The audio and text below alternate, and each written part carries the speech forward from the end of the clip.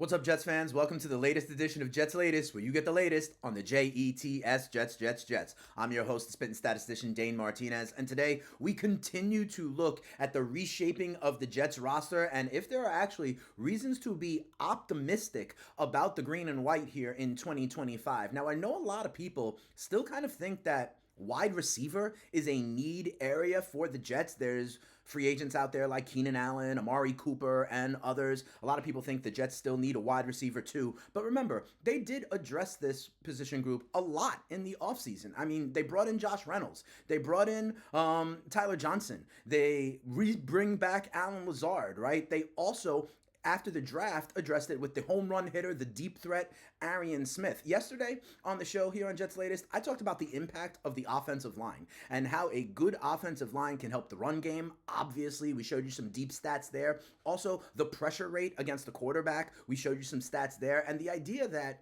these are playoff teams. When you have an offensive line that can move people in the run game, can protect the passer, and give your passer the just chance to do his job, that you develop a playoff caliber team. And I really believe this offensive line is going to be really huge for Justin Fields in his second act. The other thing here is we talk about some of these free agent wide receivers that are out there.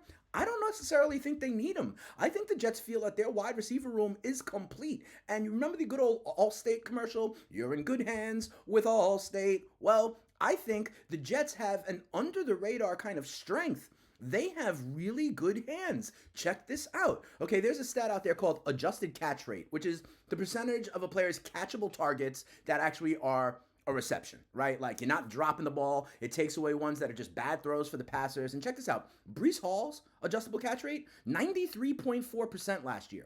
Garrett Wilson's, 91% last year. There were only 31 players who had that many catches, the 56 to include kind of Breece Hall, that had an adjusted catch rate that high, okay? Only 20 wide receivers. Garrett Wilson was one of them. Only 3 running backs in the NFL had a catch rate like Breece Hall's, and only 8 tight ends. So literally less than 1 per team, and we had 2. And here's the thing. We brought in Josh Reynolds. Josh Reynolds had 0 drops in 2024. Over the 3 previous seasons from 21 to 23, he had 9 drops on 172 targets. You put that all together, that's 9 in 196 targets over the last 4 seasons for a drop rate of less than 4.6%. Mason Taylor, who we talked about, had only 1 drop in 79 targets at LSU. That is 1.3%. These are guys with good hands. We're talking about Reynolds, who I kind of think is going to be the wide receiver too, a little bit ahead of Lazard, who you use in blocking more situations, a little bit ahead of Tyler Johnson, and then they'll bring in Arian Smith and Malachi Corley kind of in packages for needs, whether it's over the top, kind of the bubble screen stuff for Corley. I think it's going to be Josh Reynolds, and his hands are pretty good, okay? Garrett Wilson's hands are good. The tight end Mason Taylor's hands are good. Breece Hall out of the backfield is good. We have good hands, so if we have a good offensive line and we have guys who have good hands out there as pass catchers and playmakers, that only helps Justin Fields. We talk about Mason Taylor, and let me tell you something.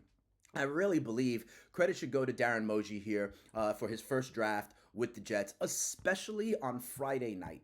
On Friday night of the draft, it was rounds 2 and 3. And honestly, by most reports, we got 2 guys that are going to be good for the Jets. Check this out. Listen to what Darren Moji had to say on rounds 2 and 3 of the draft that Friday night, where remember, we got Mason Taylor, the tight end out of LSU, and then we got A.Z. Thomas, the cornerback out of Florida State. On Mason Taylor, he's a tight end we had our eye on. We think he can come in here and really help us on offense. He's young, athletic, really good ball skills, instinctive, and versatile. Remember, this is what we keep on talking about, the ball skills, the versatility, right? These are the things we continue to talk about with this new brand, this new vision, this new characteristic of what it takes to be a Jet. And then A.Z. Thomas, we continue talking about this on Jets Latest. He fits the scheme. He had attributes that the Jets were looking for. Listen to what Moji has to say. Long, athletic, talented press corner, plays physical, young and still developing. He will come in and add some good depth at a premium position. The night went well. We stuck to our board, and we feel really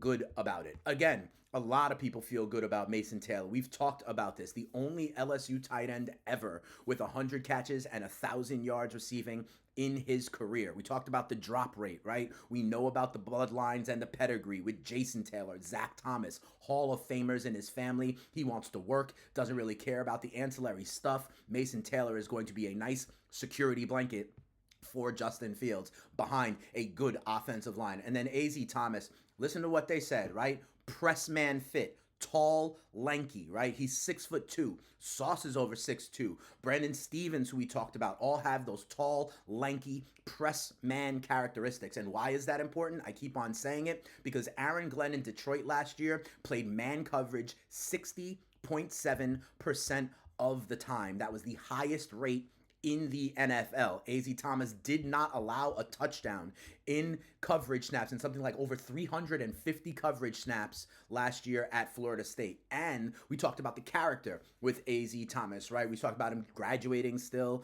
last week. We talked about even when that season went south for Florida State, that he was still a guy that was given the effort, showing hard, was a leader on that team. So Moji really crushed it, in my opinion, in rounds 2 and 3. We're going to be seeing Taylor and Thomas on this green and white team for a long time to come. And here's the other thing.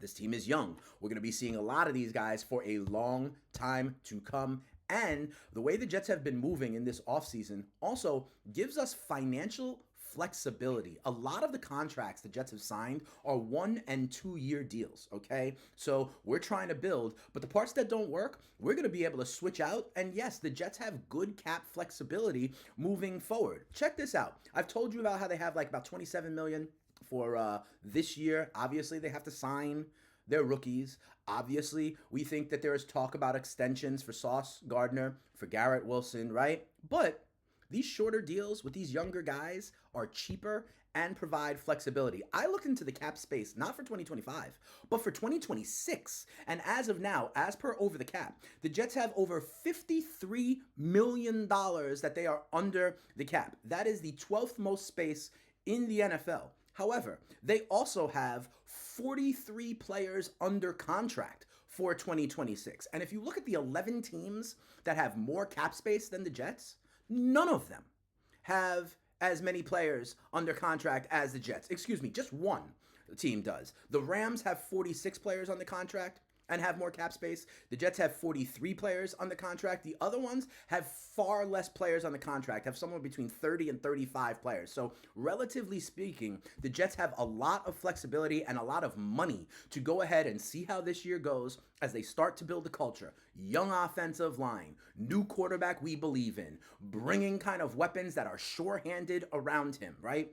Adding to a style of defense that is going to be versatile, that can have guys in different spots. And then next year, we're going to be able to continue to augment, drop the cherry on top, and continue to grow because we are going to be in good financial space. And maybe that means we do need to get some stud somewhere, right? But we will have that flexibility to do so when the time comes. The time is not now. We are building in the right way. So we will see how it goes. But I thought it was interesting to see those stats, specifically about the adjusted catch rate and how Fields' weapons, whether it be Josh Reynolds, Garrett Wilson at wideout, Mason Taylor at tight end, Breece Hall out of the backfield. These are all sure-handed guys. We talked about what the offensive line can do for the run game and protecting him. We are all in on Justin Fields, who also, of course, has that dual threat ability that can really scare opposing defenses. All right, that'll do it for this episode of Jets Latest. Remember, watch this content, like the content, subscribe to the channel,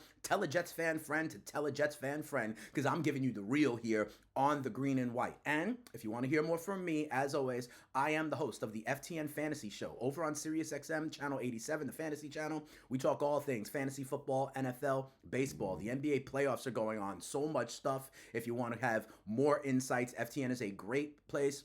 Content, tools to help you as a fantasy player and, of course, as a sports bettor. Remember, tomorrow night, the NFL schedule comes out. We'll be talking a little bit about the schedule, looking at their opponents, and continuing to get you ready as we go into mini camp, training camp, and what should be an exciting season for the green and white. As long as we are patient and have this new culture, this new vision, this new brand, a chance to take root, I think we like what's going to grow from it. All right. We'll see you guys tomorrow. It's been another edition of Jets Latest, where you got the latest on the JETS, Jets, Jets, Jets. We'll see you tomorrow, everybody.